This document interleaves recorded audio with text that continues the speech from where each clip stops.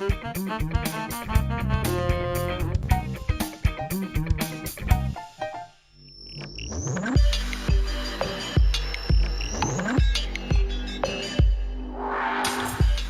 vuelo salió de Frankfurt, pero él lo abordó en París el 27 de noviembre de 1983. De ahí iría a Madrid y luego hacia Bogotá, donde lo esperaba el primer encuentro de cultura hispanoamericana, evento al que asistirían, entre otros, Gabriel García Márquez, José Donoso y Manuel Puch. Pero la nave no llegó a aterrizar. Faltando apenas minutos para alcanzar el aeropuerto de Barajas en Madrid, un fallo humano provocó el terrible accidente. Allí perdería la vida no solo Scorza, sino también otros escritores, como el mexicano Jorge Ibargüengoitia, la colombo argentina Marta Traba y el crítico uruguayo Ángel Rara. Esto puso fin a una carrera literaria brillante y contradictoria. Había nacido en Lima el 9 de septiembre de 1928 y vivió en Huancavelica entre los 7 y los 12 años, en el distrito de Acoria, a más de 3.000 metros sobre el nivel del mar. De regreso en Lima, estudió en el Colegio Militar Leoncio Prado, lo que no deja de ser singular, porque más adelante 2 gobiernos militares lo obligarían a exiliarse del Perú. En 1945 ingresó a la Universidad Nacional Mayor de San Marcos a estudiar letras. Tras un breve paso por el periodismo en el diario La Tribuna, su militancia aprista lo obligaría a dejar el país en 1949. Poco después del derrocamiento de Bustamante y Rivero por Manuel Odría. En su exilio, Scorza estuvo en Bolivia, en Chile, en Argentina, en Brasil y finalmente recaló en México, donde asistió a la Universidad Nacional Autónoma. Para ese momento ya había escrito sus primeros textos.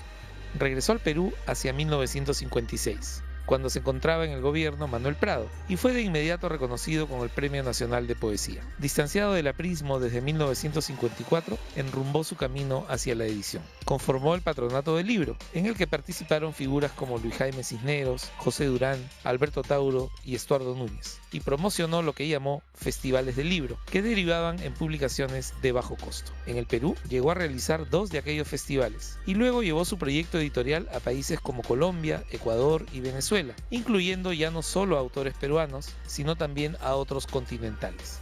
Intentó ejecutarlo en Cuba, de la mano de Alejo Carpentier, pero sin conseguirlo finalmente, pues la revolución ya enfrentaba serias dificultades económicas. Ese traspié, sin embargo, no lo detuvo y emprendió en 1963 el mayor proyecto editorial que había visto el continente, los Populibros peruanos. No solo significaron una explosiva difusión de la lectura, superando en pocos años la venta de más de 1 millón de ejemplares, sino que presentaron por primera vez a escritores como Sebastián Salazar Bondy, Julio Ramón Ribeiro, Mario Vargas Llosa, Luis Loaiza, Enrique Congrains y Osvaldo Reynoso, al tiempo que publicaban a los consagrados Enrique López Albújar, Ciro Alegría o José María Arguedas. Después de todo, el proyecto editorial scorziano había reconocido la urgencia de difusión de la todavía nueva literatura peruana.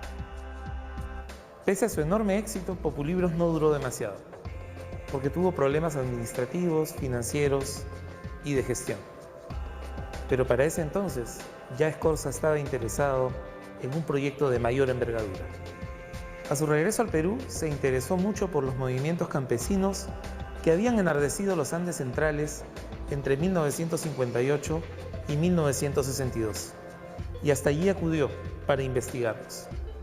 Según comentaba, quería escribir un informe político, pero insatisfecho con el resultado, comenzó a pensar en otros caminos narrativos. Poco después, en 1968, aunque Scorza volvió a irse del Perú a raíz del golpe de Estado que derrocó a Fernando Belaúnde y condujo al poder a Juan Velasco, llevaba ya en las maletas con que se instaló en París los papeles que se convertirían en su primera novela, Redoble por Rancas. Aparecida en 1970 en Barcelona, había ganado el Premio Planeta y obtuvo de inmediato críticas elogiosas en España. En el Perú, en cambio, fue recibida con frialdad, cuando no con desdén, y quizá con justificado resentimiento. No obstante, entre el gran público, el premio y la rápida difusión de su obra le dieron enorme prestigio y popularidad al autor. Desde ese momento y hasta 1979, Scorza completó una pentalogía a la que posteriormente llamó La Guerra Silenciosa. La conforman, además, Historia de Garabombo el Invisible, El Jinete Insomne, Cantar de Agapito Robles y La Tumba del Relámpago. Scorza demostró que el problema del indio, abordado desde las primeras décadas del siglo XX, no había sido superado y que un indigenismo nuevo era posible, que sus sustentos continuaban allí, que había evolucionado pero no desaparecido. Curiosamente, no es fácil encontrar en nuestras librerías las obras de Manuel Scorza, quien siendo poeta desarrolló uno de los proyectos narrativos más interesantes de nuestra historia. Leerlo es una tarea siempre pendiente.